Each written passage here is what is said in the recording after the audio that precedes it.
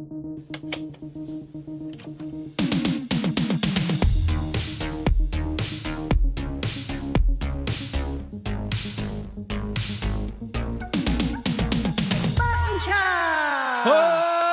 mama. Oh, baby.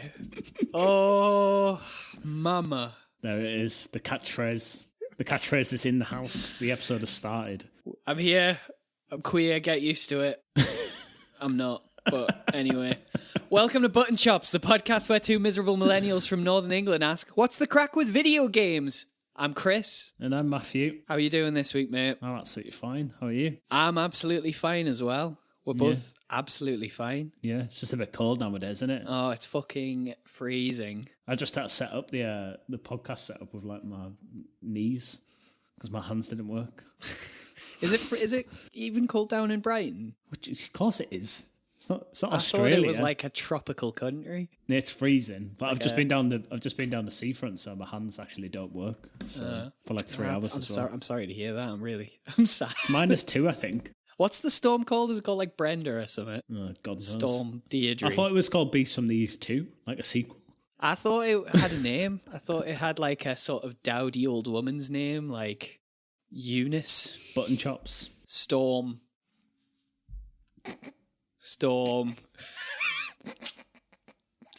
Joan? Storm Margaret. Those are both the names of my grandmothers. That's how I know that they're old women's names. Yeah, so anyway, before we get into it this week, we just want to say a big thank you to anyone who's tuned in. We're, 5 episodes in now? And just a friendly reminder that leaving a review helps the podcast massively. So if you've enjoyed our clueless chatter, leave a review. It'll help us grow. And we'll send you a bun. Yeah. We also don't even really know if anyone's listening, do we? So if you like put some sort of like in-joke, one of our many in-jokes in the reviews, just go and put Ho Mama in the reviews. Yeah, just put Ho Mama. Leave a review at 5... I assume it's out of 5. I don't know anything about reviews. I've been told that leaving a review on a podcast helps it a lot. So do that, or we'll find you and we'll not give you a bun. We'll just stand in front of you with the bun and eat it, and you'll be like, oh, fuck's sake, I wish I had a bun, but you won't have a bun because you didn't leave a review, you fucking twat. Anyway, this week we're talking about our most anticipated games of 2021. Because it's 2021 now, isn't it? Oh yeah, it is. Yeah. I mean, the last year has felt like a decade. Still feels like 2019. I don't remember what 2019 was like. All I remember is that I'm not allowed to go outside. It's like that Mitchell and Webb sketch, you know, the game show in the bunker. Oh yeah. Please remember to stay indoors. That's what life has become. Well, we've evolved into podcasters. Yeah. It's driven us to this. Like, we used to be functional human beings that did normal things, and now look at us, we're doing a fucking podcast. On video games. On video games. Pathetic. So yeah, our most anticipated games of 2021, eh? I was like, when I was putting this list together, I was like, oh, do I even know what's coming out? And I feel like that is quite a thing for people at the minute. For the first time in quite a while in the video game world, like, people don't really have a massive understanding of what's coming out. It feels like it's been a while since we had like a solid like E3 and things like that. You know? Yeah. I mean, it's definitely slowed down. I think there was a poll out the other day that said like video game sales were up like, I don't know, like 79% or something in America, something ridiculous like that. But developers have still been hit by the pandemic. You know, like, they're all having to work from home. That's slowing the ability for them to make games right down, and it's also slowing down the big press events and stuff like that. Even like the Nintendo Directs, where it's just someone standing in front of a green screen. That must be infinitely more difficult to coordinate and sort of put together. I mean, it delayed the announcement of the Super Mario 3D All Stars release. I think that was supposed to be announced in March last year. Really? And then the pandemic hit, and it didn't end up getting announced until like September, because the whole world was just sort of scrambling, trying to work out what to do. So I think like companies have adjusted to it now, but I quite like the new, like, I'd say more pre-recorded video game conference setup than the old school one. 'Cause the old school one, they were so cringe. Like these like corporate people coming out like acting cool in front of like loads of proper sweaty gamers. Yeah. And wheeling out a celebrity and everybody being like, woo! Yeah. And like every time Reeves! yeah. Oh, fucking hell! I'm gonna be sick! Every time like any small little thing happens, like it could be like, for example, like I don't know, Call of Duty pulls out like an RPG and there's an explosion, like everyone's like, whoa, like clapping and screaming. Every time there's a dragon on an RPG game, everyone's like, whoa, like there's never been a dragon in an RPG game. Everybody screaming while fucking Activision spoon feeds them another spoonful of fucking hot diarrhea. Yeah. Here's a new Need for Speed. Yeah. Enjoy your dinner, you fucking idiot. Woo! Yeah. But I quite like the format of the new ones. I remember the PlayStation 5 announcement though. I was a bit dubious as to whether they were like green screened. Some of like the stuff like in between, not green screen, like CGI. Some of the stuff in between looked so fake. I was just like, is that a real person? Well, like especially Luke next Skywalker to like... at the end of The Mandalorian. Yeah. Just like an emotionless avatar. we are proud to be gamers. Like in some blue shirt. Nice one, mate. Some of them, they were painfully awkward, some of them, but that just adds to the charm. You sort of like, you have a little chuckle at like how uncomfortable this person is in front of the camera. Yeah. And then you get a game trailer. Yeah, I love watching every now and again when I want to make myself feel better. I go on YouTube and like watch E3 like cringe compilations. It's just I've never seen one. Oh, mate, I have to. It's so good. Even just like the audience and stuff like that. Some of them are so weird. And the camera goes proper in on them. They're like, like waving signs around and stuff. And I think it's like the backstage interviews that are like particularly bad, where it's like some sort of B-list media professional and then some like off tangent video game member of staff, and it's just like, "Hi mate," and they're like, "Hi, you all right? Yeah, we're developing it really well. Yeah, it's good. Yeah." It's like, great. Well, like gaming. I mean, gaming generally just is a medium for introverts, and that. Like the people making the games are no different, really. Like these aren't people who can kind of comfortably go out and just swing their dicks round, and like they're weirdos. As if that was a goal of life. But it isn't. I mean, it is in a lot of industries. Like, but I mean, we're weirdos and we play games, and the people who make games are weirdos as well. So yeah. So should we delve into our most anticipated games of 2021 then? Sure, yeah. I mean, I think it's good to start with. We did a little bit of research, didn't we? We had a little bit of a look at a few lists. Had to scour the internet and find out who everybody else thinks is the most anticipated game of 2021, and you found it. There was one game that seemed to be across all lists. One game that everyone is really, really excited for this year in 2021. What is it? Grand Theft Auto 5. It's been out for like 10 years, hasn't it? So you said this before we started, right? You were like, "Oh, by the way, I'm adding Grand Theft Auto 5 in." I'm like, "What? Hang on, what?" Explain this. In what context are people still excited for Grand Theft Auto 5? Because there's a PS5 like remake, isn't they? Or well, like a remaster where they're like, "Oh, the city will be so much more alive than ever with new water reflections." It's like, mate, new water reflections. So when they announced, because I remember we were watching the PS5 announcement thing at the same time, and the first game that they announced for that was that Grand Theft Auto 5 would be available on PS5, as if anybody thought it wouldn't. But has there even been like an upscale sort of like PS5 version issued? Like, I took that initially as, oh, you get a PS5 and you'll get Grand Theft Auto 5 for free, seeing as it's like the most successful piece of media ever made. Yeah. And like, no, like, I think you've still got to fucking buy it. Even though I've bought it across 2 previous generations. I had it on the 360 and I've got it on the PS4. Yeah. So I'm not getting it again.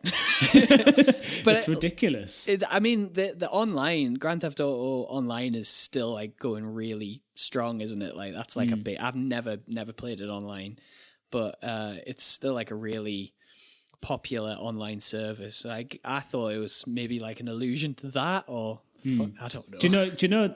It was in the gaming news the other day that in January Grand Theft Auto 5 had its most successful month of all time. Like what this year? They made the most money last month of any month it's been out. That's absurd. It's because of this, like, do you know they've got like a casino in it and stuff? Yeah. Like a real functioning casino that people can just go to and like put money into and see if they can make more money. It's got like a functioning stock market and stuff in it. Like, exactly. Yeah. So by most successful, I mean they made more money last month than they made when it came out, I think. Yeah. I should really give the online a go. I'm paying for a PlayStation Network subscription that I just don't use because I don't play anything online. So I might as well give it a go. I mean, Grand Theft Auto is outrageously fun, so I'm sure the online is class.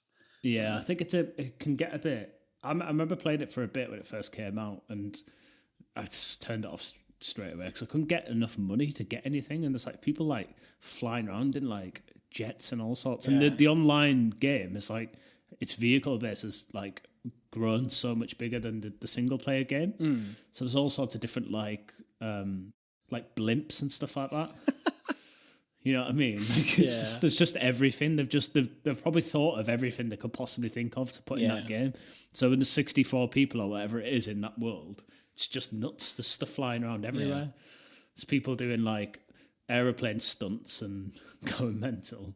And it's kind of like it's funny and it's interesting from like a industry side of things. But I don't know, I'm just a bit sad in it because when are they going to bother releasing another GTA game? I remember like the PS2 generation, there was like, 3 Grand Theft Autos? Or at least 2.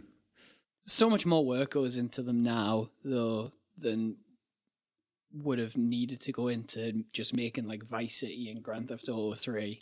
Yeah. So I assume GTA 6 has been in development for years and is probably still going to be in development for many more years to come. But it'll definitely be coming. I'm sure I read that there was like a leak going around that GTA 6 will have like the first female protagonist in a GTA game.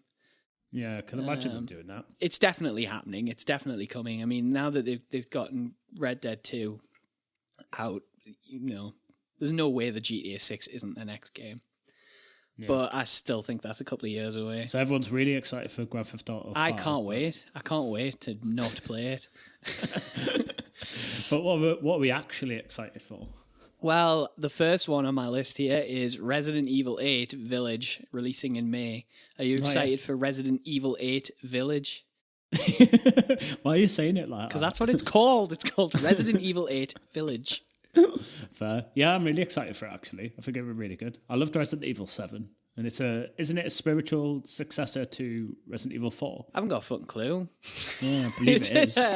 It's a sequel to 7 because you play as the same character, don't you? Yeah, I think so. Yeah, Ethan. Yeah. Ethan, no surname. It's called Ethan Winters, mate, actually. Ethan Winters. I thought you were a games journalist. I thought you were a games podcaster. Imagine I just turned my mic off now. I'm just like, I'm just gonna cut you off now. I'm just gonna continue the rest of the show myself. I'm gonna talk and then reply to my own questions. So Chris Redfield's back in this one, isn't he? Yeah. He's the baddie. Is he? Yeah. He's been portrayed as potentially being the baddie. Or he's got like a weird motive, yeah. I know. Tantalising. And it's got a giant woman in it. The internet loves the giant woman. Lady I don't know how to say this. Dimitrescu? Dimitrescu, that sounds right. Lady Dimitrescu. What about Demi? We'll call her Demi. Or Debbie. Big Mama. That's what we should call her. I've played the Resident Evil Maiden demo. Oh yeah, I was literally going to ask you about that. How was that? Because I haven't actually spoken to you at all. Or nor do I even know anything about that demo, actually. It's very short. The graphics are amazing. It's just sort of like a flashy tech demo. Like, there's not a lot to it. It's just sort of showcasing the atmosphere and just the way like the ray tracing and stuff like really enhances the survival horror aspects, I guess. So you start off locked up in a cell and then you just have to escape, and it's just sort of like a little sort of jaunt through this sort of freaky manor house that all of these vampire women live in.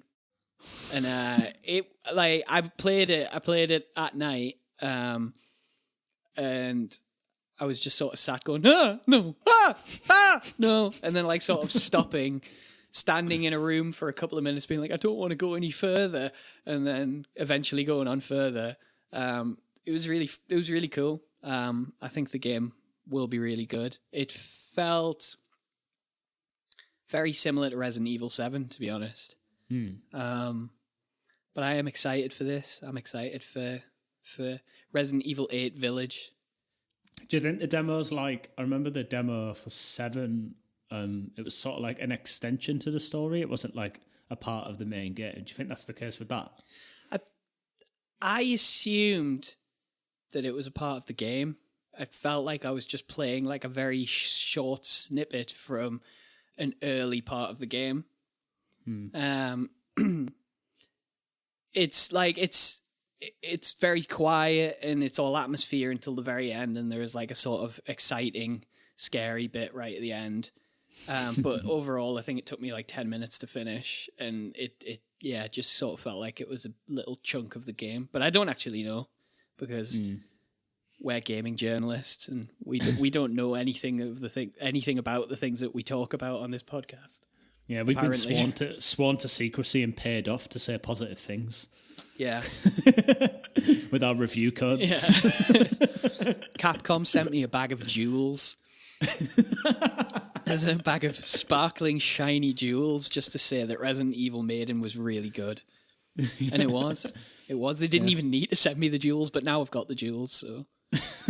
I like that this one's sticking with the first-person theme, rather than, like, off the back of the success of the remakes, going back to the third-person camera. I mean, I did really like that, but I liked it whilst it was around. I kind of appreciate them going back to where they were going and giving it a bit of context. Yeah. Do you know what I mean?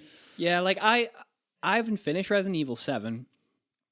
I generally prefer the third-person perspective. I didn't love the first person. I'm sure it works really well in VR, which I think Resident Evil 7 was partially made to sort of push, because apparently like playing in VR is like a totally different experience. Yeah, I wouldn't be doing that. No, I would be that would be horrible. But nonetheless, like, I did enjoy what I played of Resident Evil 7, and I'll definitely be getting this. I think it would be nice to get a new Resident Evil a third-person Resident Evil that's not a remake. I mean, we're getting a Resident Evil 4 remake, apparently. I don't know how I feel about that. I'd like to get, like, not like a third-person action-oriented one that's like a sort of like a 5 or 6, where it's, you know, like they were sequels to 4 and they continued more along the action route than the horror route. I like the survival horror thing, but I just sort of, I don't know, the first-person perspective in 7, it added a layer of atmosphere, but it also sort of gave me a headache. Yeah. I mean, I think as a rule of thumb, I just prefer third-person perspectives over first-person, so that's probably just me. I think the horror element can't really be betrayed by Capcom if it's in first-person, though, I just think. Yeah. I could see them, if they went into the third-person side, eventually doing what they used to do with punching boulders and all that stuff. But like, I think if it's first person, it makes the game like feel intimate, and as a result, they almost have to keep it horrifying, because if it's first person and it isn't true intimate horror, it would just become like a Call of Duty game. Yeah, and they couldn't do that, surely. You know what I mean?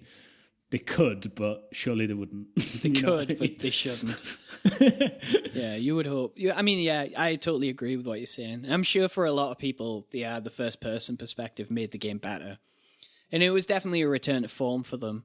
Because people like Resident Evil because it is traditionally a survival horror game. But, I mean, I would argue the remakes of 2 and 3. I mean, not a lot of people liked 3. I thought the remake of 3 was really good. Yeah, it was a blast. But they still have, especially 2, have like a very sort of thick sense of atmosphere and dread, even with a third-person perspective. And it meant that, like, I was scared, but I also wasn't getting a headache.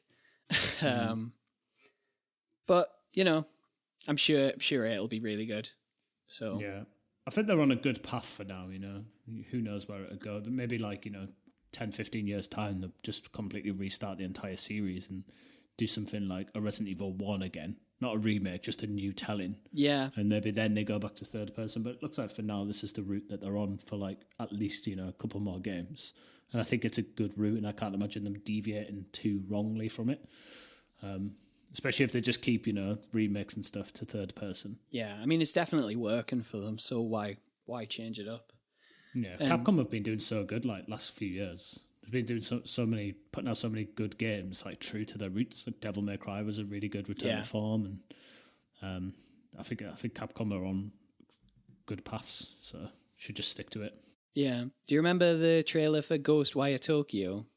Yeah. That's Capcom, isn't it? It's from the maker of Resident Evil. Resident Evil. I'm saying that really long because I'm Googling Ghostwire Tokyo. Resident Evil. No, it's not a Capcom game. It's from Bethesda. Well, I was wrong about that. But it's yeah, it's got something to do with Resident Evil. That looks good. Anyway, moving on. That's one of our most anticipated games. Next up on my list, well, we don't have individual lists. I think we're just sort of spitballing around, but Horizon Forbidden West. Yeah. I'm looking forward to that. Yeah, same. Did you must have played the first one? Yeah, I loved it. Yeah. It's really good. I didn't when I got almost to the end, I swear it was the same period when I got burgled. Another push of the burgling story. Stop! Just let it go, mate. Fucking hell. Something happened. Something happened anyway, and I had to start again.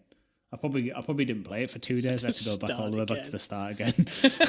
I don't know where she is. Anyway, I went back again and got all the way through it, and I sort of rushed it on the second playthrough, but I still think it was amazing. I just didn't think my only thing with Horizon was that I didn't think Aloy was very, like, relatable. I think she was in, like, such a marvelous world. She didn't really seem that bothered. Really? Yeah, she didn't seem like... I don't know if relatable... She didn't seem, like, fascinated by anything. She didn't seem to be, like, taken back by anything she found. She sort of just, like, existed within it. She was, like... She had a personal character development. But I think, like, as she had discovered new things about the world and what had happened and how it got to where it was, I think she didn't really, like, seem to take anything, like, on the chin. She was sort of just like, that's that. I never felt, like, emotionally attached to her. I felt that it was everybody else in the... Well, I mean, because the whole conceit of the game is that, you know, she's part of a tribe of technology-fearing, like, nomad types. And she was raised to sort of shun that, but she was sort of naturally curious. I felt that she wasn't amazed by everything because she had a naturally scientific approach to sort of her own curiosity and the things around her, which, I mean, without spoiling any of the game, is sort of justified in the later stages of the plot. That's my take. Yeah, I mean, don't get me wrong, I think it was really good. I think the story was solid, but it wasn't really about the story. Like, the gameplay was so good, especially for, like, an open world game with how you chipped away at the dinosaurs, and every one of them had, like, this really individual ways to, like, take them down, or maybe you wanted to take out the cannons first, so maybe you had problems with that. You'd do that first and then chip out the legs, put them in traps. Like, you could do it so many different ways. It was so fun. It had a really good combat system. I I personally thought I loved the story in it. I thought the dialogue was dog shit, but the actual story itself was fascinating, I thought. Yeah, I mean, I think its backdrop and its context were really strong. I just didn't find Aloy very relatable. But, I mean, that's not even a negative. I'd still give it the story like a 9.5 out of 10. And the rest of it was almost a 10, I'd say. Yeah. It was really, really good. But I just think maybe just the unique sort of dinosaur gameplay was just outshadowed the story a bit. It was one of those games where it's sort of following in the template of like Ubisoft open world, where it's just a massive map full of stuff that most of it isn't like that engaging, but it had just enough sort of interesting gameplay elements, like the way that you have to sort of find the weaknesses in the big robots and then take them down, and like the intrigue of the plot that I really appreciated, that it stood out above, like a cut above the kind of stuff that like Ubisoft has been churning out for years now. Yeah. And it's it's a game that I'm excited for the sequel because I really liked the first one, but I hope that they sort of change up a lot of the boring open world elements in the sequel and sort of not streamline it, but just sort of find a more interesting way to, like frame the whole thing. Find more interesting side quests, find more interesting things to do in the world and ways to interact with the world. Because I always feel like that's a big issue with like these open world games, is that it's like the world around you feels like it's just something, it's like set dressing, it's just there and there aren't any meaningful ways to interact with it. And I'm hoping that they sort of find a way to like build on what they did in the first one, but make it less of a sort of slog in certain sections. Yeah. I think they could almost do with a little bit of, the CD Projekt Red like mega side quest approach, where they should have like some branching side quests, like even just a few, 5 or 6 throughout the entire game, where they're just like really plot heavy, substantial, really good characters to get involved with that you wouldn't have met unless you went down those things. I think they could do with that just for the sake of the world building. I felt like every time I went into a new place, a new city, it's just like pick up loads of quests, and I found myself like starting to skip through dialogue, which I hate doing, but I just didn't want to hear about why I was going to collect like a few things from like a nearby abandoned settlement or whatever. I was just skipping through it because the rest of the game is so good. I think it's a really simple workaround, because I mean, all of the conversation around like open world games is always like, oh, side quests are boring, it's just like fluff and it's not interesting stuff. They rarely find interesting things to do. But the way that The Witcher 3 got around that was that it just put a lot of really thoughtful writing into the side quests, and that was it. All you needed to do, because the actual gameplay in a lot of the side quests in The Witcher 3 is walk to a location, use your Witcher sense, follow a scent, find a thing, fight a beast, then go back. Like, it doesn't really break the mold in that respect, but the actual plotting and writing in them in those side quests made it more interesting. And that was something that Horizon didn't do very well, was that like a lot of the voice acting and the dialogue was kind of weak. And it detracted from your interest in the side quests that you were actually doing. Yeah, for sure. But on a really positive note, I felt like the world was so vibrant and so beautiful and incredibly unique, and so detailed. And this new one, just looking at the trailer, looks like it's just like doubled down on it all. Yeah, you can go underwater. There's so much more variety to the landscapes, where it's almost like, what was the DLC called? Frozen Wilds. Yeah, when you got that in Horizon, that was a nice change, because that added like a new color palette and whatnot. I didn't play the DLC. I should play it at some point. What we're going into next? In fact, hang on, I wanted to say something else about Horizon.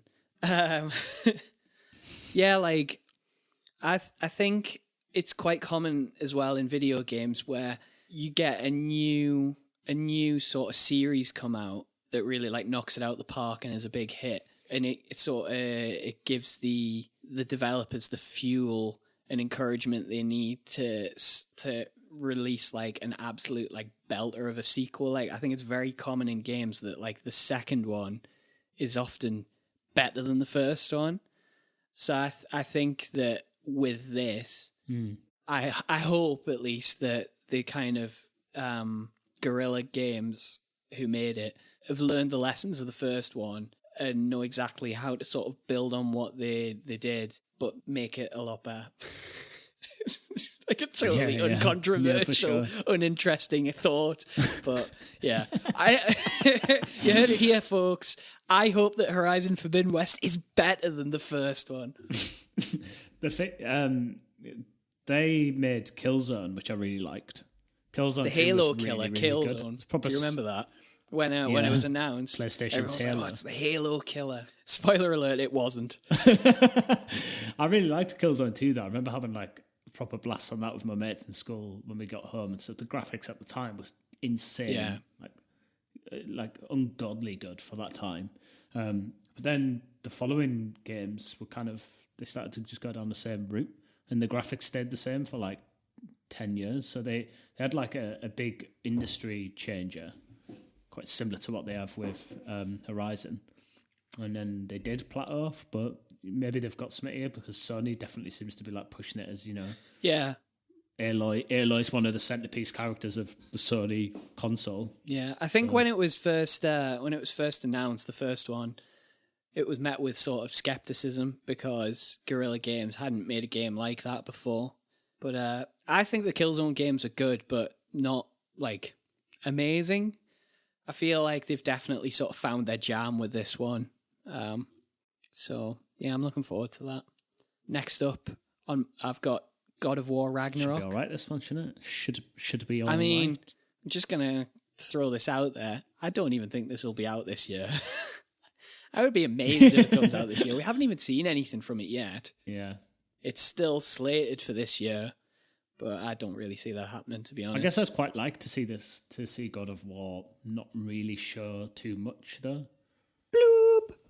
Hello, it's Chris from the future editing this episode to tell you that around this point in the conversation, our Zoom audio completely buggered up, we lost our internet connection and had to restart. So, after this little brief intermission, the conversation will resume.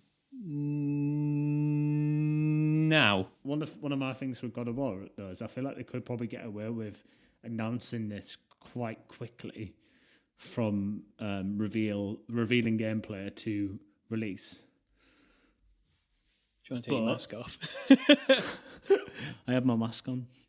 But I think I'm leaving that in. For listeners, by the way, we're on Zoom audio, and I was just sort of wildly gesticulating at the camera for him to pull his mask down. That was good.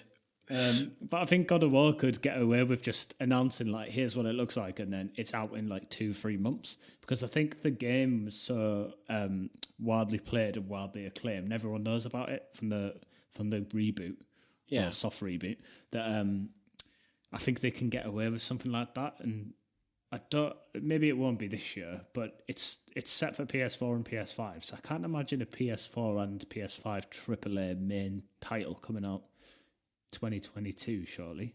Well, I don't know. I mean, I think the focus will probably, the further out it gets pushed, the more focus they'll put on the next generation version of it in the market and whatever. But I think Sony had said that they're supporting the PS4 right up to like the end of 2022.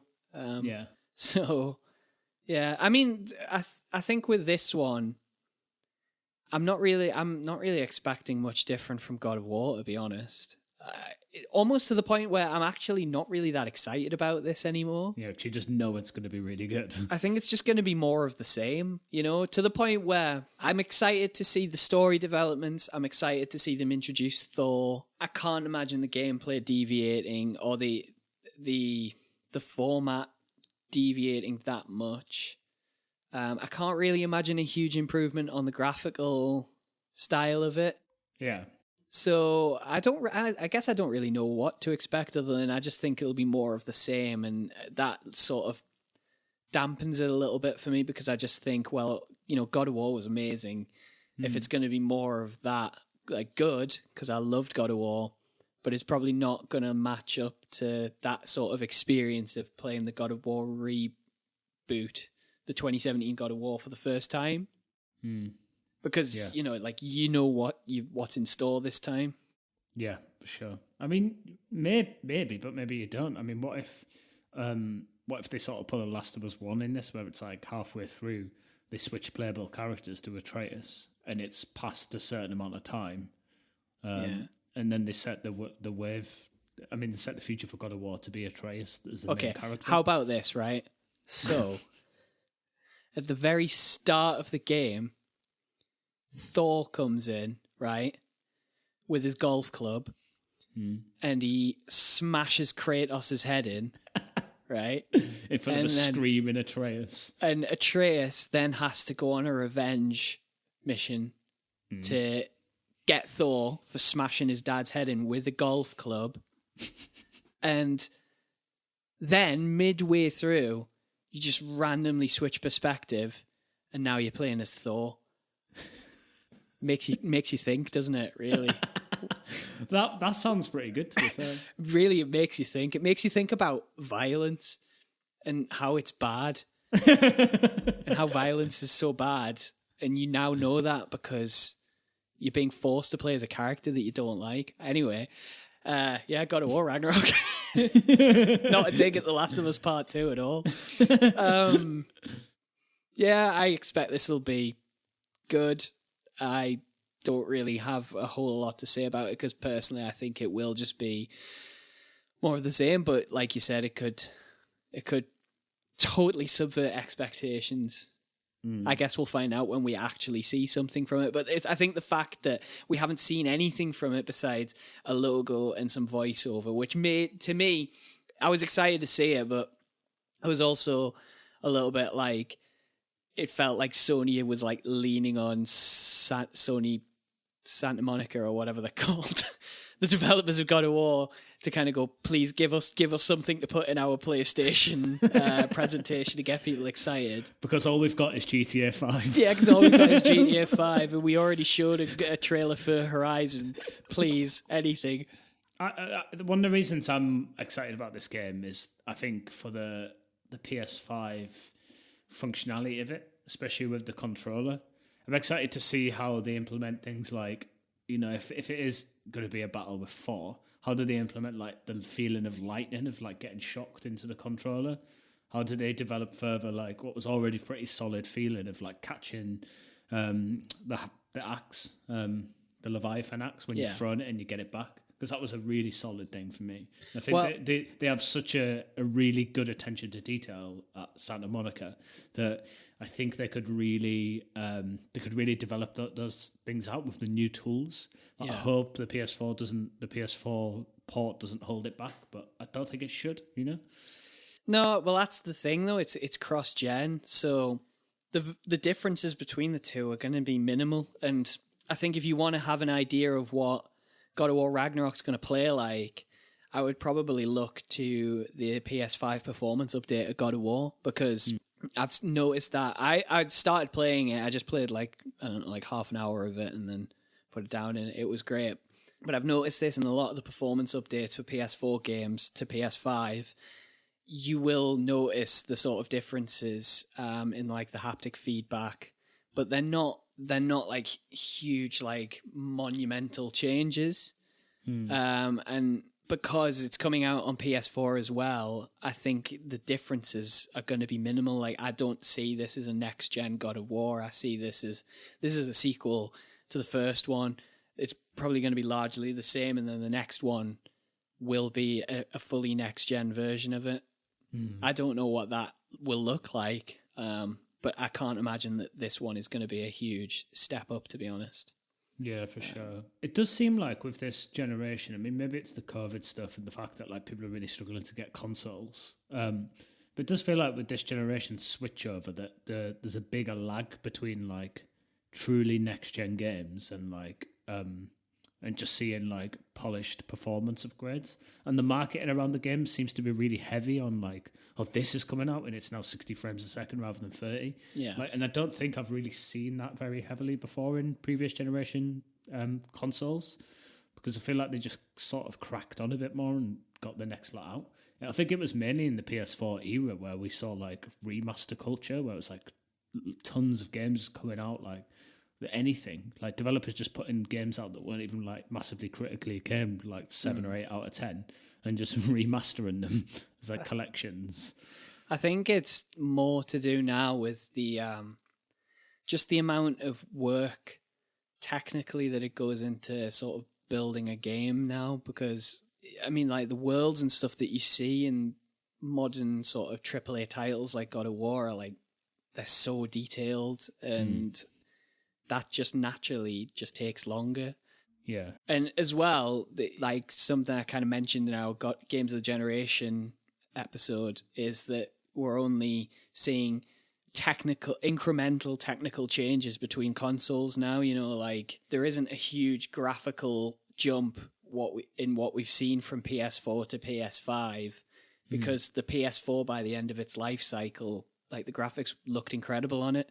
It was just sort of, the hardware was sort of struggling to sort of play it without your PlayStation sounding like it was going to take off, you know, whereas like now you get that like super high fidelity, incredibly beautiful, detailed graphics, and the PlayStation 5 manages it comfortably. Because it's the size of an entire wall. Yeah, but it also means that both those consoles can play these games, you know, and because it's taking longer to make games, it makes sense financially and just from like the perspective of filling a steady release schedule that like developers are releasing them on both consoles. You know, I don't begrudge them for the fact that they will be releasing God of War on PS4. It just makes sense like economically, but it's also like, it feels like for the next couple of years, as the generation slowly moves over to the you know, the Series X and the PS5, it'll take a little while for us to see those big generational changes where we really see what the hardware can do. Like I think right now, the games that are going to come out in the next couple of years are just going to be like fancier looking versions of what we already had. So yeah, for sure. But with that, we'll move on to the next anticipated game. Another game, this is one I'm looking forward to and I know absolutely nothing about, but Deathloop. Oh yeah. Yeah, you remember they showed the trailer. That's where I first saw the trailer for that at the PS5 showcase, and I don't know if they'd even showcased it anywhere before that, but I thought it looked pretty cool. Yeah. Don't really know what it is. It's like a first person shooter parkour thingy. It's the same. I swear it's the same developers as the ones I'm just looking now who made Dishonored, isn't it? Oh, it's a lot like Dishonored anyway. Yeah, they're called Arcane. It's like a French developer. Yeah, and Dishonored was a really good game. I've never played a Dishonored game. I think when we were watching that PS5 showcase and I said, "Oh, this looks cool," and you were like, "Oh, it looks like Dishonored." I was like, "Never played it, mate."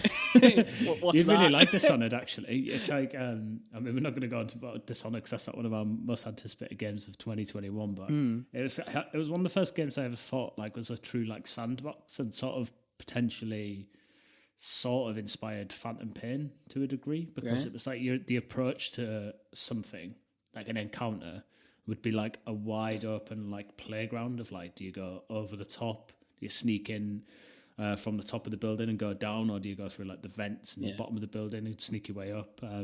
It was quite like that. I mean, even like Bioshock Infinite and that, they were quite like that. I think that came out about the same time as Dishonored. But I think those games are like really fun because they were so like infinite and like massively replayable and just ultimately fun. Like they're fun games. They're video games through and through. Well, Deathloop definitely looks fun. What really jumped out at me was just the whole sort of presentation of it, like the aesthetic. It felt like they were trying to sort of make a Quentin Tarantino movie in a video game. And I'm 100% on board for that. So, yeah, that's out in May. That looks pretty cool. It's out in May, is it? Yeah, apparently. That's what the internet has told me. It's what I've been led to believe from Google. Is that only on PS5 or is it on PS4 and that as well? No idea. I thought you were a video game professional. I'm not. Don't listen to my opinion on anything. I don't know what I'm talking about. Deathloop, it's out in May.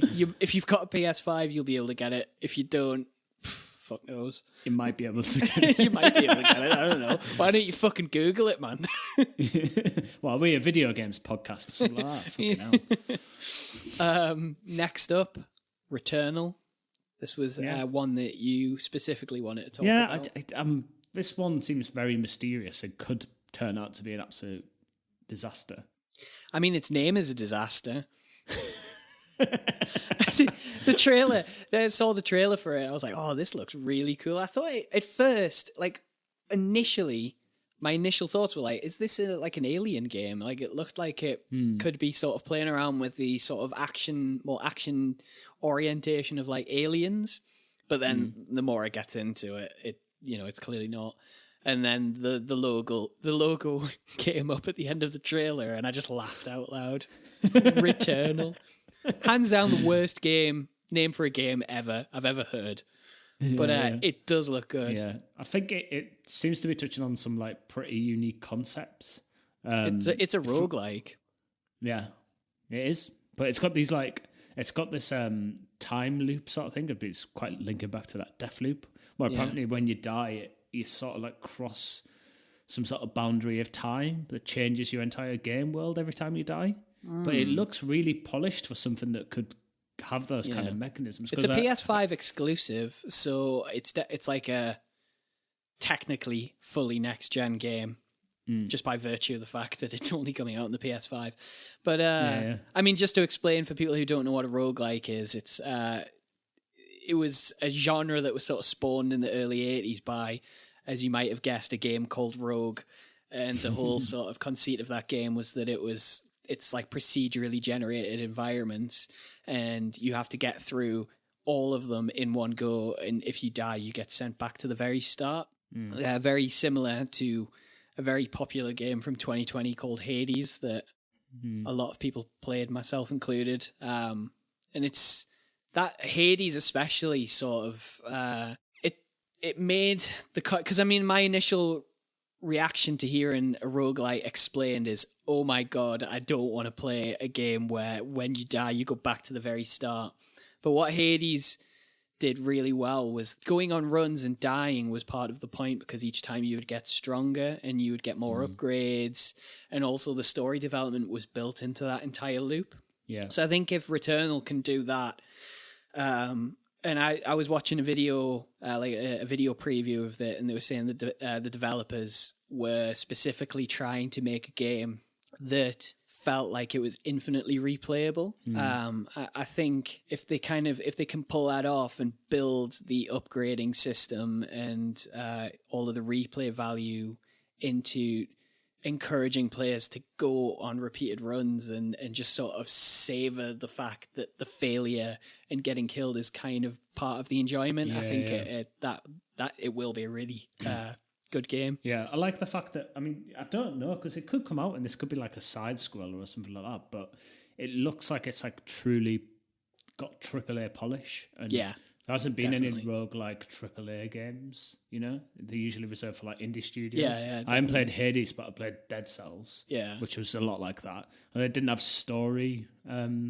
sort of changes when you did die, and you had to go all the way back to start, but you came back a bit stronger and you could repurchase weapons that you found throughout the world. And that game was really good, but this looks like it might be able to push the boundaries of exactly what you're able to like see on screen.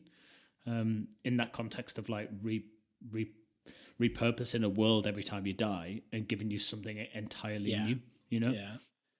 Yeah, I mean, it's out in April. I think I probably will buy this when it comes out. Reviews dependent. I think the only thing that makes me worry about something like this is it is so mysterious, which is exciting, because games like this can come out and be really surprising. They're the better experiences, really. But like you said there, like them saying things like infinite replayability, it sounds like they've got like massive ambitions for it. And games with massive ambitions generally haven't fared well recently. Well, I don't think it's quite as hyperbolic a statement as some of the stuff that CD Projekt Red were churning out ahead of Cyberpunk. Like, I think it kind of makes sense. in the context of it being a roguelike to say, oh, we're trying to make a game that has infinite replay value, because I think all that is just providing players with like enough of a carrot to keep them coming back. And I mean, I actually never escaped in Hades. I got to the final boss fight, got killed maybe once or twice, and then I kind of dropped off on that. But that is very much a game where it's very just playable. You just put it on and you just bash through it. And I think if they can build in a really satisfying, just sort of, enjoyable gameplay loop in a really, with the sort of the beautiful graphics that the game clearly has, I think, it doesn't seem like it's an impossibility for them to pull off. Yeah. Did you see the little segment? But did you see the trailer for Ratchet and Clank? Yeah. That like the way the tool, like I don't even know exactly what's going on, but it's like almost like a time warp. I think it's like they're jumping across through dimensions, aren't they? It's mad though, like the visual of it. Yeah. Like, you see this portal like erupt and like expand through, and there's like a whole new game within the portal that expands over your screen. Yeah. Like that's kind of what I'm excited for games like Returnal to do in the next gen, where it's like you could really push the technology to like really, really push for exactly what you can do in video games. Well, I think the reaction to the Ratchet and Crank, the reaction to the Ratchet and fucking hell, that's so hard to say. That's like a tongue twister. The reaction to the Ratchet and Clank trailer, generally,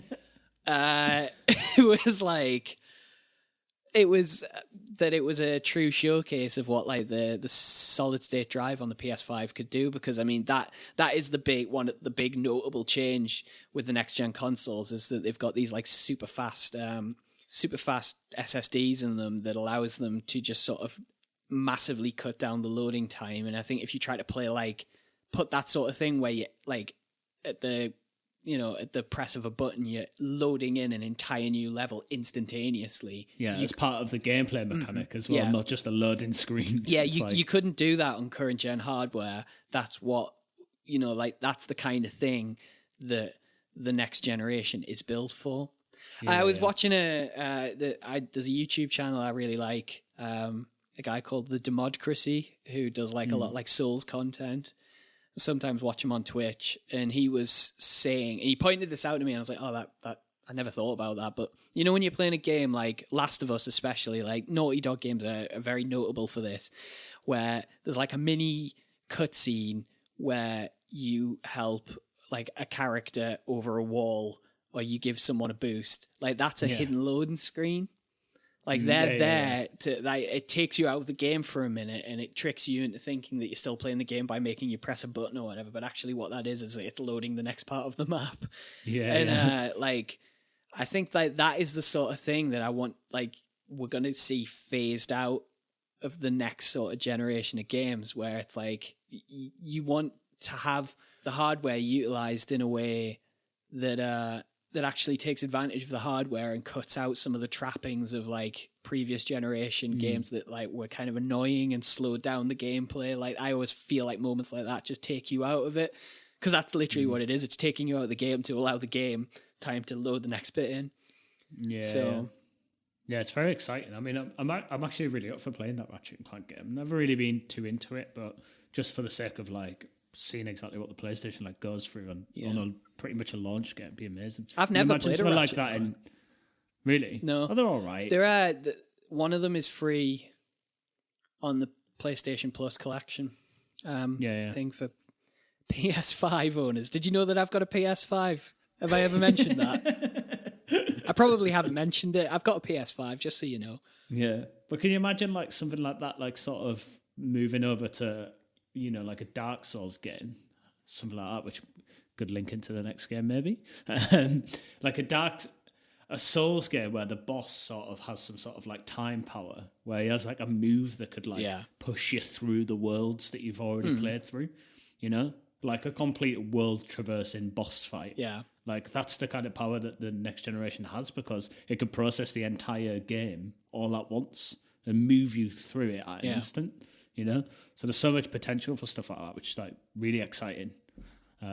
That's what people need to be doing. Like, I mean, not necessarily that. I'm not a game developer. I don't know how hard that is to achieve, but certainly it's probably easy. You know what I mean? It's probably easy. I don't want to play. I don't want to play a Call of Duty game on PS5. Do you know what I mean? I just don't want to play a Call of Duty game ever. Yeah, I did 170 hours on Modern Warfare, didn't I? You were shocked by that when I sent my PlayStation Wrapped. Oh yeah, I'd done 170 hours. Fucking hell, that's absurd. I didn't think people still played Call of Duty. I think that counted pause screens. But anyway, next game. Well, I just wanted to sort of take a moment for us to appreciate and discuss what I would say is probably the most anticipated game of the year, and maybe the most anticipated game of all time. It's a little game called Lord of the Rings, Gollum. Are you excited for Lord of the Rings Gollum? I saw this, and when it first got announced, I didn't actually bother watching the trailer, and I watched it as part of my research for this podcast. Yeah, and I was like, "Look at fucking state of that." Have you seen Gollum on it? It looks horrendous. I mean, Gollum looks horrendous all the time. That's like, looks like people from Middlesbrough. It looks like from Middlesbrough. Yeah. I mean, I don't. I feel like we should retract that statement immediately and not besmirch the good name of the people of Middlesbrough. People in Middlesbrough aren't listening to this podcast, man. They're robbing houses. Fucking hell. I'm from there. It's fine. No, anyway. You're not. Yeah, I am. I thought you were born at the bottom of the sea. Oh yeah, to be fair, I am. Yeah, this game looks weird, doesn't it? I didn't know that this game was a tie-in to the Amazon series, which just sort of deflated me on. Is that what it is? Because it's I was reading it's set after the events of The Hobbit and before Lord of the Rings, so I just thought it was telling the story of Gollum being a sneaky boy. No, apparently it's tied in. All right. To the... Yeah, like I know that Amazon are making their Lord of the Rings series, and I thought that was sort of set in like a pre. You know how in the Tolkien canon, for people who I haven't read any Tolkien in a long time, but I like the events of Lord of the Rings. I think is set in like the Third Age. Yeah, and I thought the series was set in like the First or the Second Age. It's like a sort of previous sort of like Silmarillion era setting for the series, like exploring like the origins of Middle Earth. You know, the forging of the rings and that sort of thing. It was confirmed that it's got some sort of tie into the Amazon. Oh, that's interesting. Sure. Maybe Gollum just meets a character that survives for like hundreds of years after the series or something. It's just like, oh yeah, it's connected. The Lord of the Rings cinematic universe that Amazon's decided to build. Honestly, right, I'd read that there was a Lord of the Rings Gollum game, and I watched the trailer, and I just thought, my initial response was lol. But the more I think about it, this sounds like the kind of thing, right, that sounds like a terrible idea, and then it comes out and it's actually really good. Yeah. Like, I remember when I heard that they were making, that George Miller was making a fourth Mad Max film. And I was kind of like, why? Why is Tom Hardy, whose idea? And it was like, it was in production hell and it got delayed and whatever. It had like a really like troubled development. And I just thought, fucking hell, like this is going to be an absolute shit show. And then it came out and it was like literally one of the greatest action films of all time. I'm not saying that I think Lord of the Rings Gollum is going to be one of the greatest games of all time, but it sounds like such an absurd idea that it makes me think maybe the developers have just come up with some absolutely genius way to frame an entire game where you play as Gollum, and maybe it'll actually be really good. The thing for me is that it's a stealth game, right? Yeah. Which never really sounds good to me. A stealth game. Metal Gear can do it well, but stealth is usually just like hiding behind rocks and then your camera goes a bit dark to show that you're invisible to the AI. The way that modern games tackle stealth is that it's a crouch button. Every game's just got a crouch button and tall grass, and that's what passes for stealth in games now. But I mean, you've still got AI is completely blind if you activate certain mechanisms. Yeah, but I mean, stealth done well. Metal Gear Solid is my jam. Like I'm very defensive of stealth as a genre. Although I agree, stealth in games generally now is not done well. But the art style of this game looks really sort of quite childish, I think, and a bit cutesy. And I think a cutesy art style Gollum game that's stealth doesn't sound like it's going to have like advanced stealth gameplay.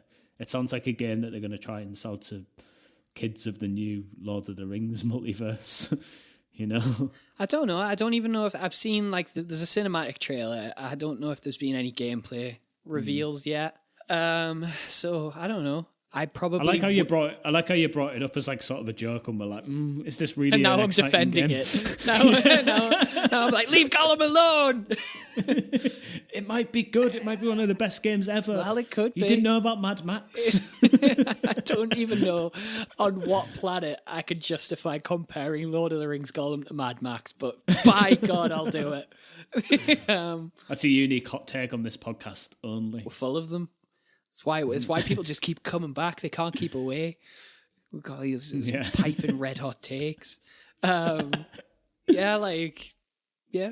not? I'm probably not going to buy it. It's one of these things. I'll be like, I'm fervently defending it now, and I'll definitely not play it. I think it's like it's a PC game, but I think it is slated for release on the PS5 and Series X. So yeah. Fair enough. Yeah, I'm sure everyone's really excited for that. I've got a couple here that are like TBAs. They're not actually confirmed for release this year, but I think the general consensus is that we will be getting these this year. First one, throwing back to our Dark Souls obsession, we can't get through a single fucking episode without talking about a Dark Souls game, is Elden Ring. Are you excited for Elden Ring? Yeah, definitely. Well good. So, I mean, I don't know what I'm excited for. Yeah, we haven't seen anything from it besides this. So, I mean, to explain, Elden Ring is the next game from Software, the makers of Dark Souls and Sekiro and Bloodborne. And specifically, it's a collaboration between the creator of Dark Souls, Hidetaka Miyazaki, and George R.R. Martin, the creator of Game of Thrones, which I think has a lot of people really excited. But this is apparently going to be FromSoft's first open world game as well. How does that make Is it going to be open world? Apparently. I didn't know about that. Yeah, it's going to be an open world game, apparently. That makes me excited because I feel like that's what I wanted from Elden Ring. It's like one little mechanism that can do new that's specific for Elden Ring. You know, the Dark Souls is completed. Sekiro has its own things going on that's slightly elaborate on the pre-existing like gameplay. But if they can dabble in the open world mechanic, I think that would be really good. I don't know how they could do it wrong. So I think we've kind of established this before on the podcast, but my initial reaction to hearing something as an open world is always a bit like, no. But in the case of As soon as it's Miyazaki. Yeah, because of From Software, because I just trust them so much, I feel like they're going to find a way to do open world in a really satisfying, interesting way, and it will not just be as straightforward as it's an open world. There's going to be some sort of wrinkle to the gameplay. I mean, I think what I've read is that they're trying to do more of a traditional style RPG in like the actual RPG mechanics than like a Dark Souls is.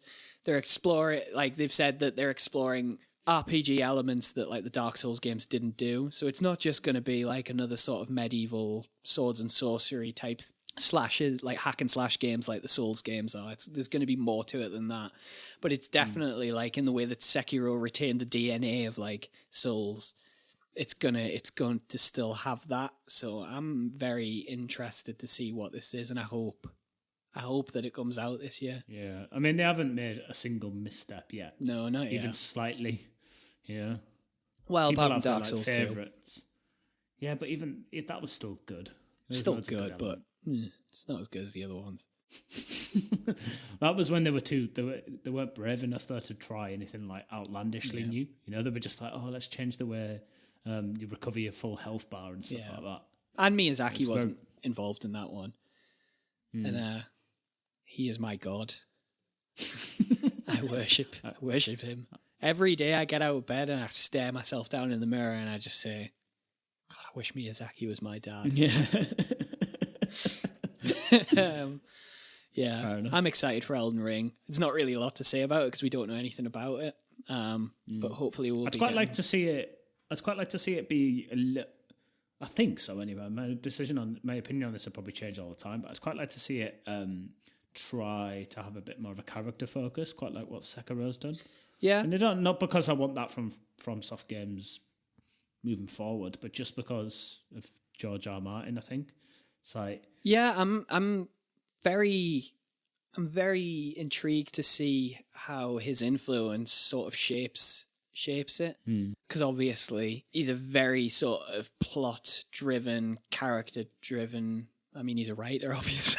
You know, like the Souls games are not traditionally known for their sort of character development, and even Sekiro, which is about Sekiro, the character Sekiro. You know, even that doesn't feel like massively character-driven, even though you aren't sort of playing like a faceless, you know, character that you build yourself. You're playing as a character. So I don't know. I really have no idea what to expect. I just expect that it will be very good. And they just get George to like write in like really brutal murders, but in item descriptions for like the new equivalent of a life gem.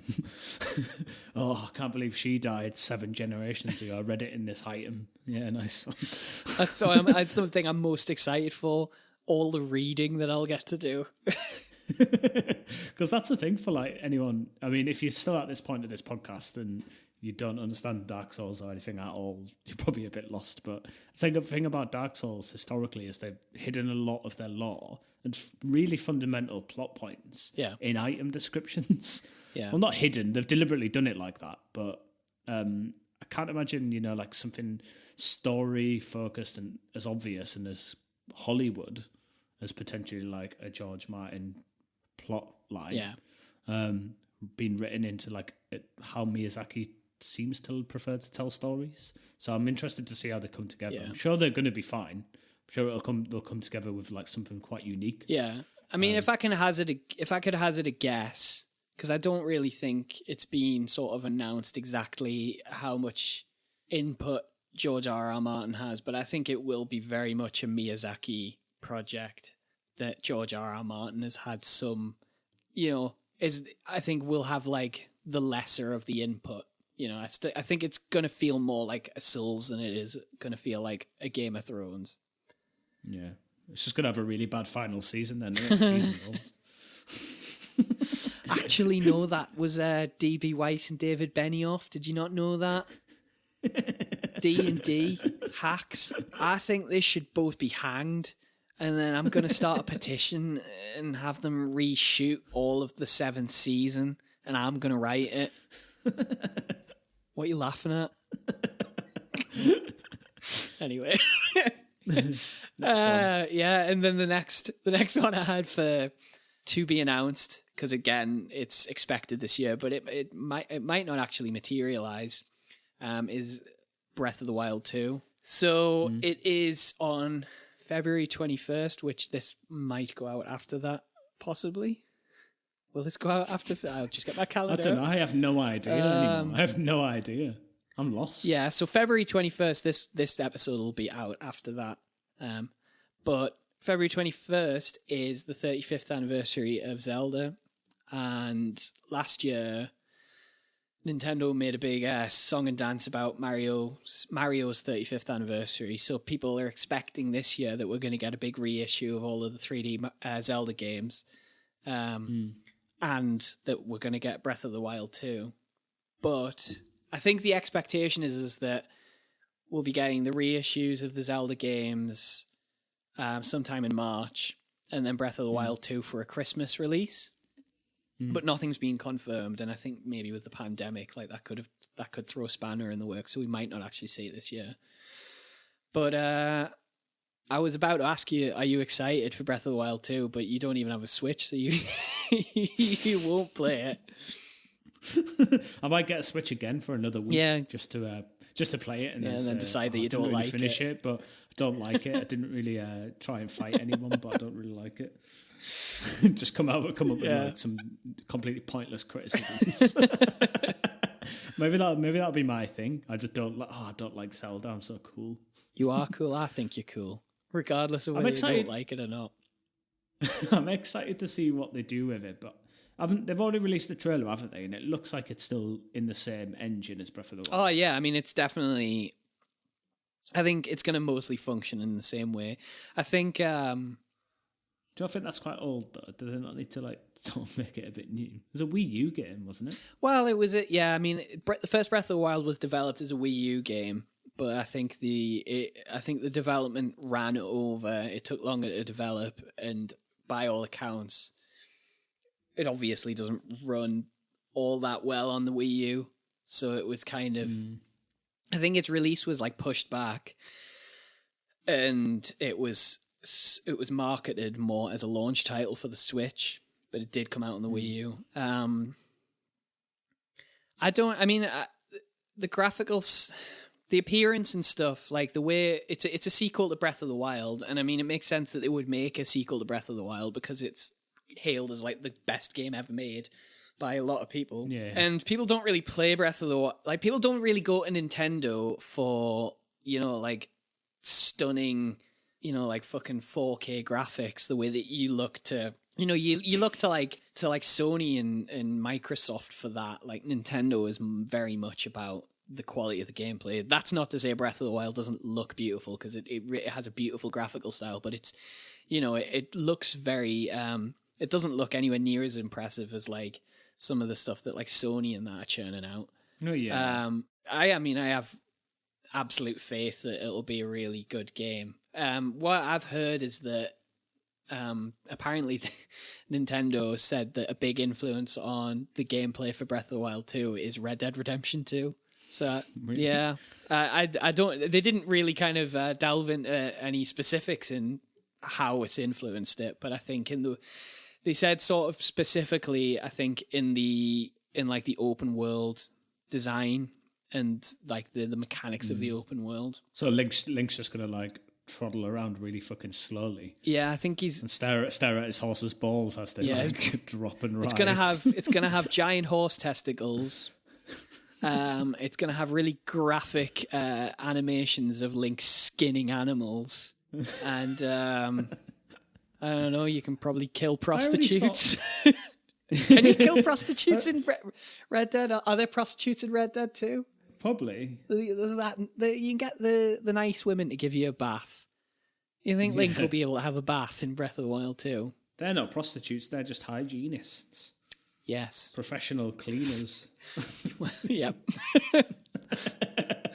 I think as well, Breath of the Wild already seemed to inspire Red Dead in some ways, with its farming and bits like that. Or at least Breath of the Wild might have been inspired by Red Dead 1. I don't think. Yeah. I can't imagine what that means, Well, I think, ahead of the launch of Red Dead 2, there was a lot of Rockstar's marketing for it was sort of pushing the idea that they've built this open world that feels like a world that goes on whether you're in it or not. Yeah.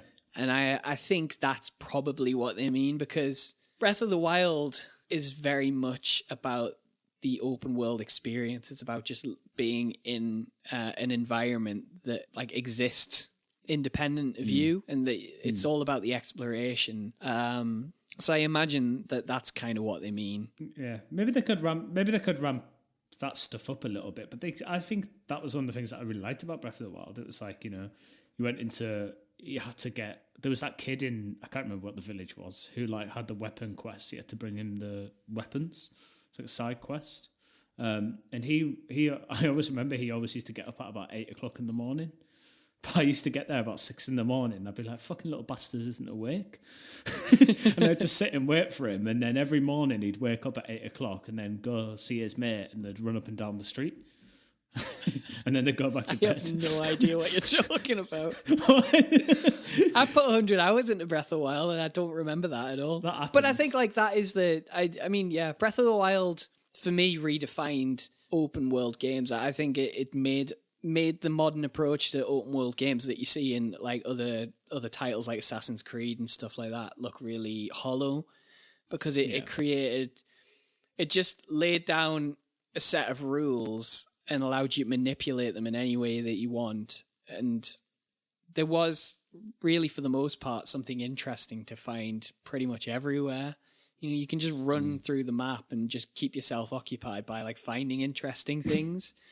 And I don't know. I mean, Nintendo are just so good at making games that I have absolute faith that it will be good. I think from what my expectation is that it'll go in a similar direction to like Majora's Mask from Ocarina of Time, where I think it's going to get a bit darker. Yeah. But I mean, dark for Nintendo doesn't mean, you know, like fucking... Just means everyone's dressed in like purple. Yeah, basically. And it's a bit not like murdering children or anything. And I think we'll probably, for people, you know, for hardcore Zelda fans out there, I think we're going to have Ganondorf, because the trailer pretty much solidly hints that the fact that like the actual man, the Gerudo man, Ganondorf himself, will be in the game. Because in the first one, it was like this sort of like terrifying magical entity called Calamity Ganon. I think it's gonna lean more heavily into sort of lore and stuff that we've seen in previous Zelda games. I don't know. It'll be great.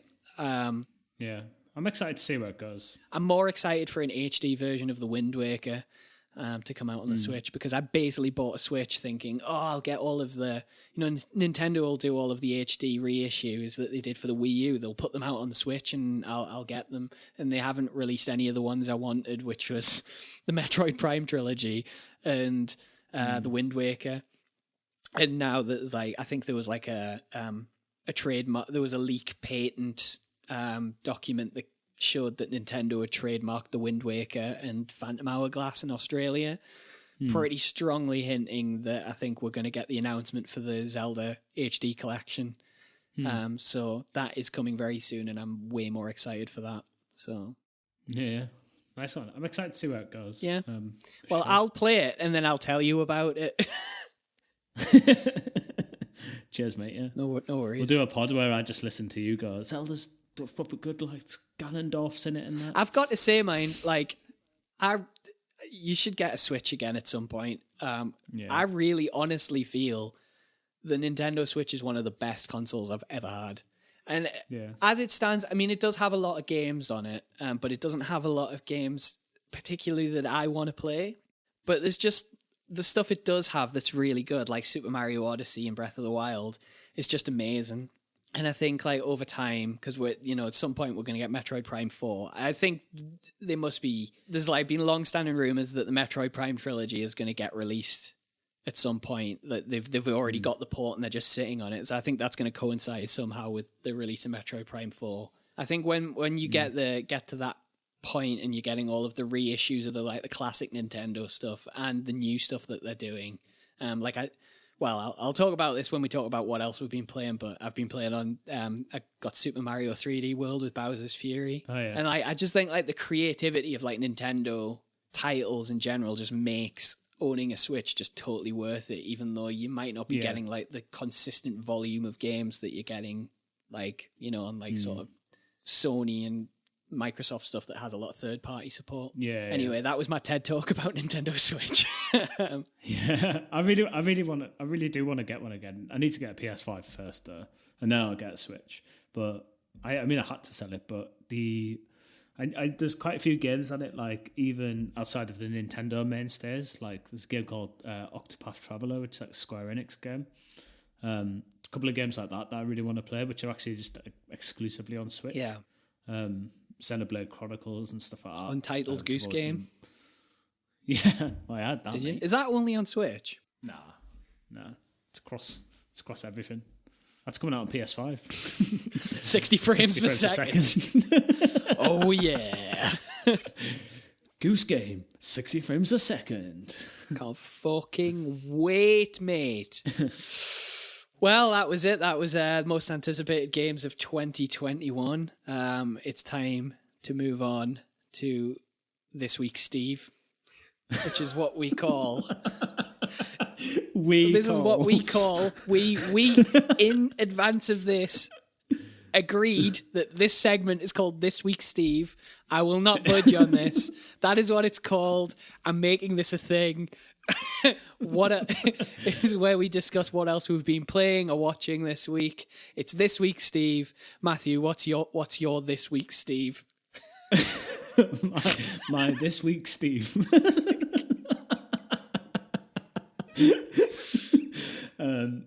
This is a bit dark, actually. Can I say what I've been watching first rather than playing? You may.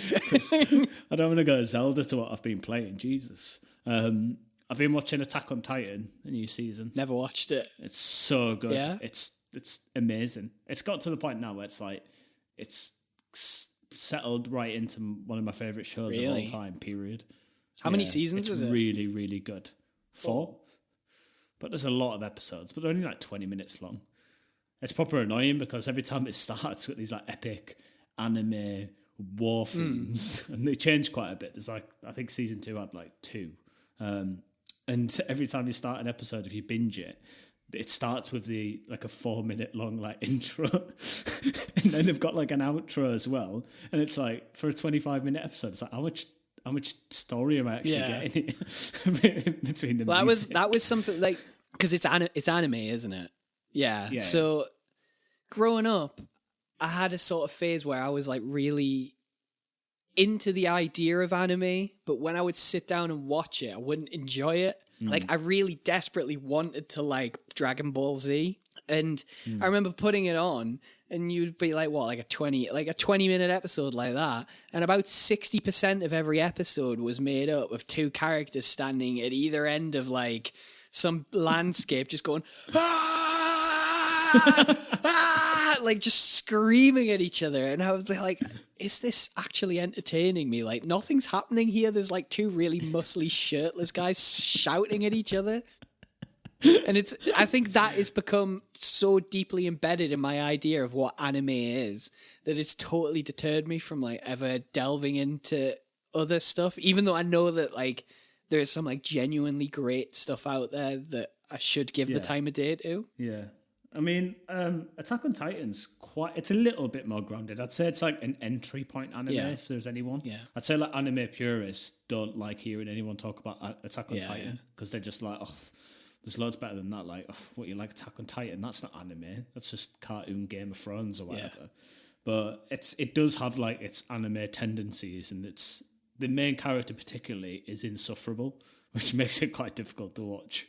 Where like he has moments, and he's got like a relatable, consistent plot like throughout, but it's sometimes like he goes so like ultra emo. I'm just like, mate, shut up. Do you want to hear one thing that I don't like that like all animes I've ever watched do? What? Right, so someone says something, and then the characters react by going, "Oh." Yeah, they do that. Right, so because I've been playing fucking Final Fantasy VII, and like every fucking 5 minutes, like someone says something, and the clown, he just goes, "Oh." He goes, I mean, Cloud's looking thick as fuck. "Oh." It's like, how much? He's so how awkward. much like how much are these voice actors getting paid, right, to sit in a fucking recording studio and just go, "Oh." You know what I mean? Yeah. So Attack on Titan has that. Yeah, it definitely does. Yeah, it's gonna piss me off. It's really I mean, I listen to the English version. Yeah, the dub, but it's got some pretty weak voice acting. But the whole thing's really good. Like, obviously I don't want to say anything about it, but it's the grounded story deviates quite extremely from where it starts, I think. To the point where, like, I mean, personally, I couldn't have imagined season 4 being what season 4 is when I was watching season 1. Because I think anime has that in it, and across video games and TV, where it's sort of establishes itself in like borderline fantasy, borderline real world, to the point where there's not really any rules. So they could just make something up for the point of a unique story point, which I quite like as someone who's now maybe watched quite a few films and played quite a lot of video games. It's quite nice to see like a new unique plot point. But then when I actually look back at Attack on Titan now, I'm a bit like, isn't that unique? But throughout the process, I found it quite jarring and like, whoa, that's happening. I was quite excited by new developments all the time. And it's just really good. And there's runs of episodes, like maybe 4 or 5, a few times throughout the show where it's just immaculate. And even you go on IMDb and like all the episodes, like one by one, like throughout a patch of the season are just 10s. Yeah. Like everyone just like is like, that's immaculate TV. And it's got like loads of war themes. It's got really good twists. It's got good character developments. It's not afraid to like kill people. It's just a really good show. So I'm excited about the new one. I might give it a watch. I might give it a watch. I think even it's actually a show as well that I don't think it's hard to get into. It's episode 1 of season 1. It immediately just hits that break point.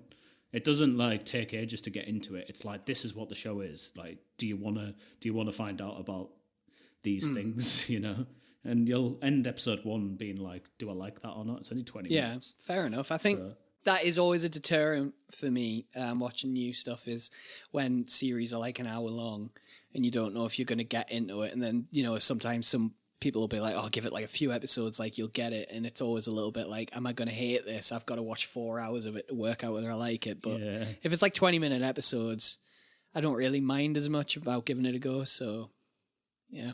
Yeah, have a bash at some point. I'll check it out. And what have you been playing? I've been playing Silent Hill 2. All right. I've been saying that I've been going to play Silent Hill for a while, I know. Yeah, you have. I think it's proper good. Like, how are you playing it? Like the HD collection on PlayStation Now. So it's all like when I first played it, I was a bit like, it either looks really good, especially if you're like indoors, and the character models and things look good, but when you're in the streets, like the mist and stuff looks really bad.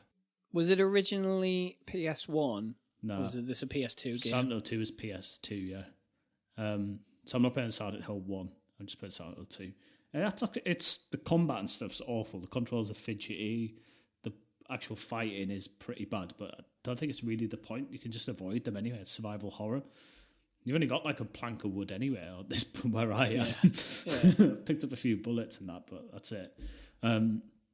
It's just really like, it's the thing that I found interesting about Silent Hill when I watched Twin Peaks season 1. I still need to get into Twin Peaks season 2. Is that comparison of like Lynchian horror? And it is proper like that actually. When you go back to it, it feels like almost maybe partly because of terrible voice acting, but it almost feels like dreamy. And everything that's happening, you don't really even know what's real. Like you'll see someone in the street and there'll be a cutscene. You're like, I don't know if that's a person. Is it imagination?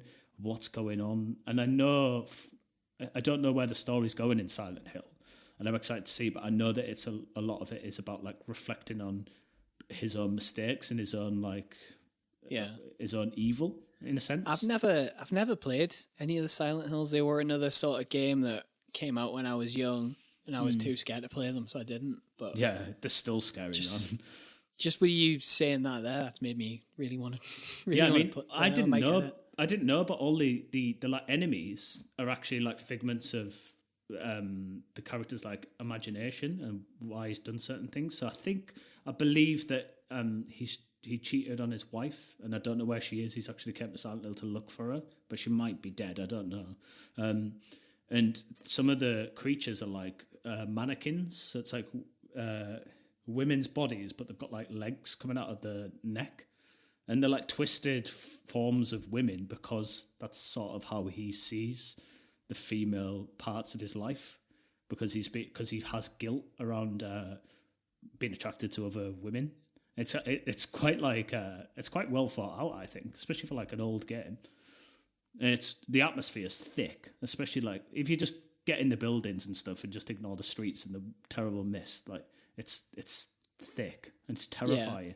I think that is something I find quite appealing about it. Like just with you making that comparison to David Lynch, like I bum everything David Lynch. Yeah, you know, especially Twin Peaks. I'm obsessed with Twin Peaks, and I think some of my favorite horror anything is when they tap into that thing that David Lynch does so well, which is creating like a really dense, unsettling atmosphere, like janky sort of stilted dialogue. Like when people deliver lines in a way that feels like unnatural and weird, it's so like unsettling and creepy. And then it's the fear of like the unknown, the fear of like some like unseen entity, like, you know, and you don't understand what's happening, and that's what makes it scary. Yeah, I love that sort of thing. That's literally a description of Silent Hill. I mean, Silent Hill 2. I mean, the start, like, just as you're approaching the city, you meet like a woman in like a graveyard, and she's just like, "Oh, are you looking for your wife?" And you're like, and he's like, "Yeah," and then she's like, "Oh, I'm looking for my like husband." And then it's like, oh, okay. And they're all like, they don't really know how to talk to each other. And then she's like, anyway, enjoy your day. And she just like carries on like sort of like sweeping leaves in a graveyard. Oh, God. I'm just like, what's going on? Do you know what I mean? I love stuff like that. I'm going to get this. And then you just continue into like the town, and then there's like these mannequins legging around, and it's just fucking weird. It's really good though. It's on PlayStation now, so I never really got into PlayStation now, but there's so many games on there now where you can just go back and just be like, chip away at this. I tried PlayStation Now's the streaming thing, isn't it? Yeah. I tried it with Metal Gear Solid 3, and I don't know whether it was because it was the internet in my old apartment that like it couldn't hack it really. But my internet's a lot better. That's the end of the story. I might give it a go, maybe. I don't know, probably not.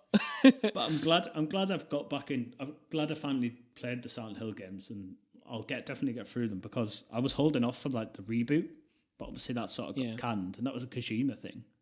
Well, it's rumoured to be back on now. Yeah, that's what it's been some sort of heavy rumours that they've reconciled. And what have they though? Is it just going to be another like half-done mess? Well, I don't know. We'll find out. I love the concept of that PT demo. Where I never got to play it. My friend had it. No, got taken down, didn't he? Yeah, you can still play. The only way you can play it now is if you can get a hold. If you have it and you never deleted it when it from your hard drive when it came out, or you know, there's like a whole industry online of like people selling PlayStation 4s with PT installed for like absurd amount of money because it's just so fucking hard to come across now. But no, I think I might have actually watched someone play it, but I didn't actually play it myself. Like I was in the room while they were playing it briefly. Yeah. Did you see about like how it was like to like progress? You like had to just go around like a square corridor and like it just looped around, but like to get to the next sort of like phase of that corridor, and whether the lights were off or there was a different enemy, or you'd move the woman who sort of stalked you into a different place. You had to like do things like talk to the controller and like read notes out loud. It's so Kojima. Like, it's so like remember the very first Metal Gear Solid when you had to switch the controller port to stop Psycho Mantis from reading. It's like it's just so it's so him. It looked like it was onto something really good, and obviously like it was just like PT, and everyone was like, "Oh, this is cool." And then you get to the end, and it was Silent Hills, I think they called it, with Norman Reedus. So it's exciting. I mean, the Metal Gear Solid games have always had a sort of undercurrent of horror to them. They've never leaned into that much, but it's always been there. So I always thought Hideo Kojima would be really good at doing a horror game. I hope that he gets to make that. Definitely. Well, anyway, what's your this week, Steve? I've been watching WandaVision. I was going to ask if you've been watching it, because are you big on Marvel stuff? All right. It's proper casual. Did you see Endgame? Yeah. I know what the setup is for it. And I think I know enough about it to be able to watch it without being able to like get into the hardcore comic references. I mean, you don't need that. I think the Marvel stuff in general is pretty good at being welcoming enough to, you know, not like hardcore fans. Yeah. While still being really entertaining. But WandaVision is so good. It's so good. It's like, I mean, even for Marvel, I enjoy Marvel stuff a lot, whilst acknowledging a vast proportion of it. Like, I don't think there's a single bad Marvel like MCU film, but I think like at its worst, it can be quite average. and uninspired. I think WandaVision is one of the best Marvel anything I've seen. Just full stop. It's definitely so far one of my favorite Marvel. I mean, obviously it's the first Marvel show that's come out, but it's of all of the entire MCU, it's like really up there for me. And it specifically going back to, again, my other god, David Lynch, like it has some obvious nods to like the work of David Lynch and stuff in it. Like it has it does atmosphere very well. Yeah. And it's very good at sort of, especially in the earlier episodes, going from schlocky, silly comic humor, specifically like sort of like it's mimicking like old sitcoms and stuff, into just like terrifying, unsettling horror. It's really good at it, and I'm just totally captivated by it. And then there's been a huge twist in one of the episodes that's just been on. Right at the end of that episode, I was just screaming "what" at the TV. Yeah. I would say definitely watch it. I'd really like to maybe like do an episode on it. Yeah. Once it's finished.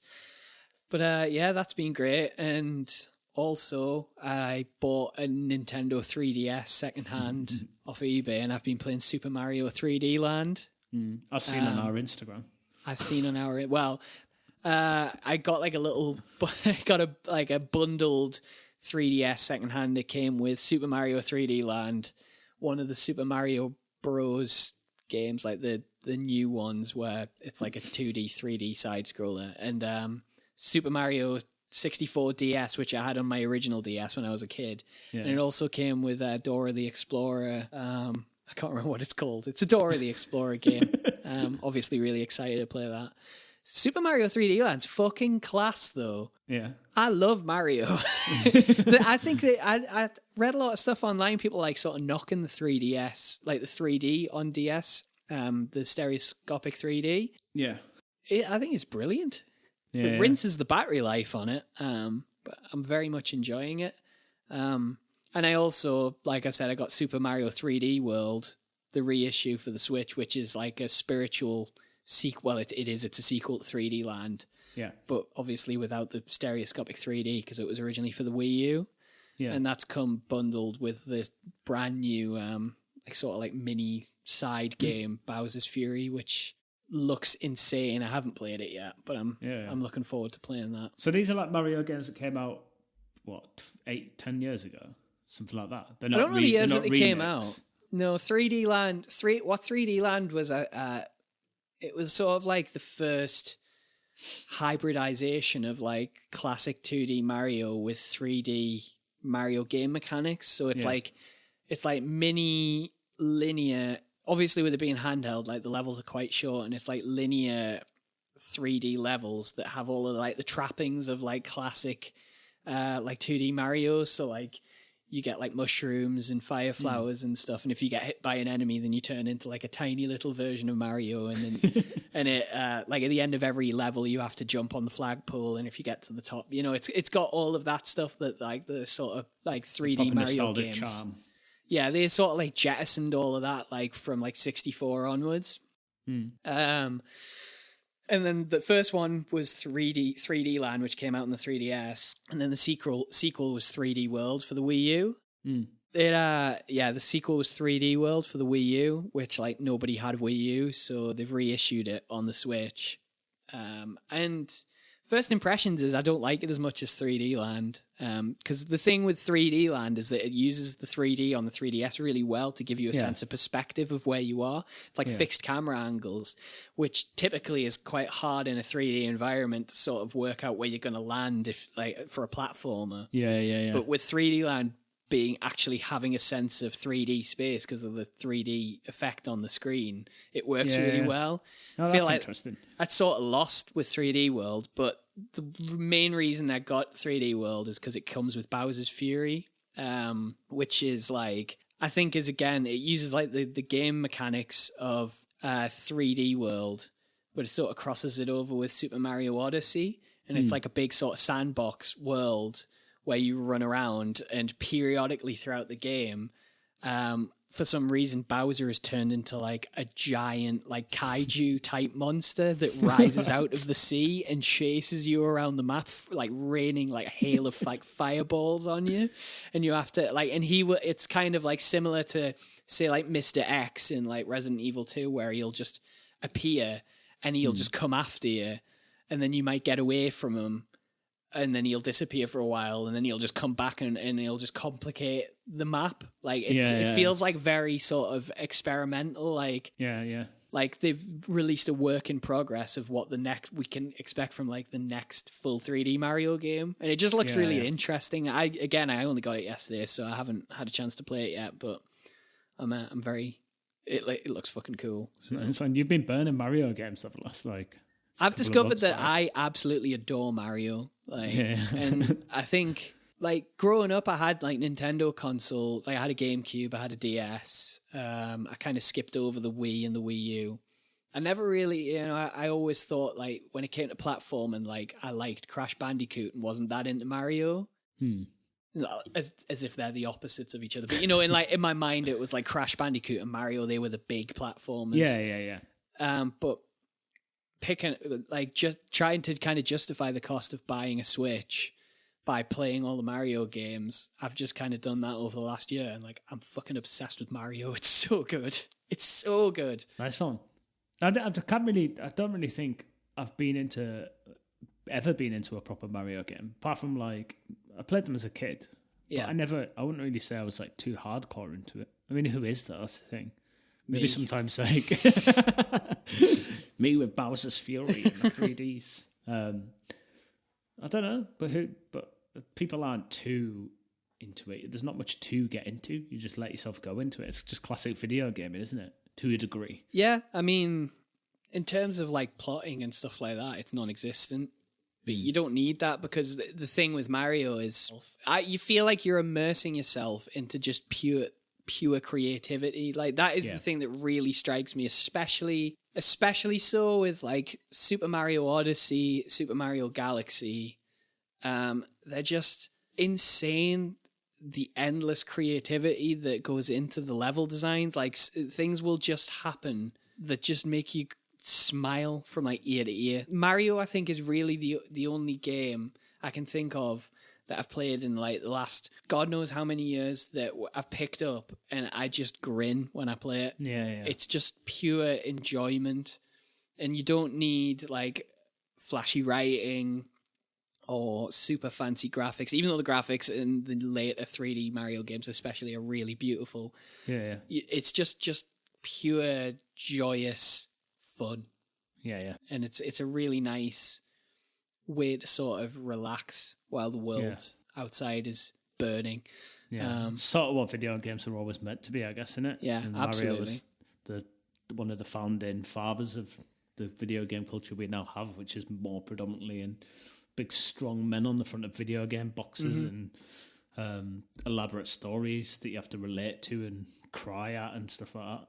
I mean, it's fine, but video games have lost that a lot. There's not many of this, what you're saying, where it's just like innocent, joyous. I think that's why like Nintendo really deserve commending for being able to not be swayed by the trappings of like modern game design and the trends and stuff. Just continue doing their own thing, and not only that, but consistently put out just fantastic, creative, enjoyable games, like even now with like God knows how many fucking millions of Mario games exist in the past, like there's just fucking endless Mario games to play, and not all of them are great, but you can still count on Nintendo to just release consistently good stuff, and it's never beholden to the everything else that games are doing at the time. So yeah, I think from now on, I can see myself always having a Nintendo console, because like I skipped over like the Wii and the Wii U because I was a bit like, oh, I'm not like taken in by the gimmicks, but now I'm like kicking myself because I know that there was some really great games on those consoles that I missed out on. And it's now I kind of like feel like I never really want to miss out on what Nintendo is doing, because I missed out on those releases, like the Galaxy games, stuff like that. So. Yeah, because otherwise you'll have to buy someone's second-hand 3DS with a weird... their coronavirus-ridden 3DS.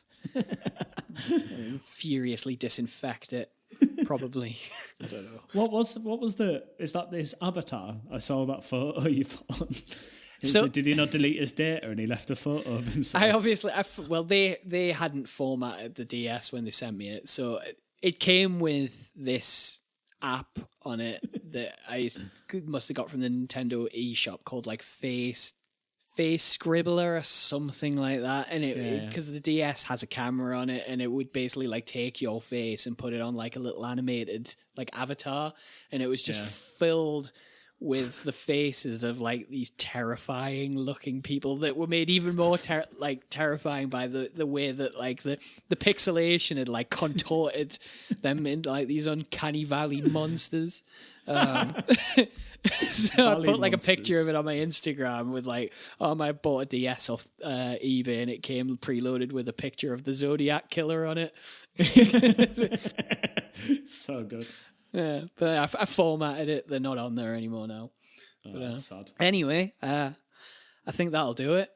So yeah, thanks a lot for everyone who's been listening week to week. We really appreciate it. Obviously, we're just like a brand new podcast, so we weren't expecting anybody to listen. And the fact that we can sort of look at our analytics and see that there has consistently been people tuning in every week is really, really lovely. So don't forget to follow us on Twitter and Instagram at @buttonchopspod. Please, please, please leave us a review, as allegedly it helps. And if you want to drop us a line, maybe like if people start getting in touch, we could start like reading out letters on the show or whatever. Just let us know you're listening. Yeah, just let us know that you're out there. How are you doing? What have you been up to? Tell us. Speak to us. Gladly. Any human contact, please. I'm desperate here. We'll reply individually immediately. We promise we won't send you any porn. That was a callback to a previous episode. So you can drop us a line, just DM us on our social media pages, or email us at buttonchopspodcast@gmail.com. All of that will be in the show notes. You can follow me, that's Chris, on Instagram and Twitter at BeesusForFoon. I also have a YouTube channel, Little Davey Reviews Things. Check that out. Do you want to plug your personal things? My things are just at Clever Woot. That's his things. That's my things. That's his things. Instagram and Twitter, Clever Woot. You don't want to know about anything else. Follow us, give us validation, like our photos, tell us that we're loved. Yeah. Allow me to tell my parents how far I've came. So thanks a lot. We'll see you next week. Bye-bye. Bye. Bye-bye. Bye. Bye-bye. Bye. Bye-bye. Bye. Bye-bye.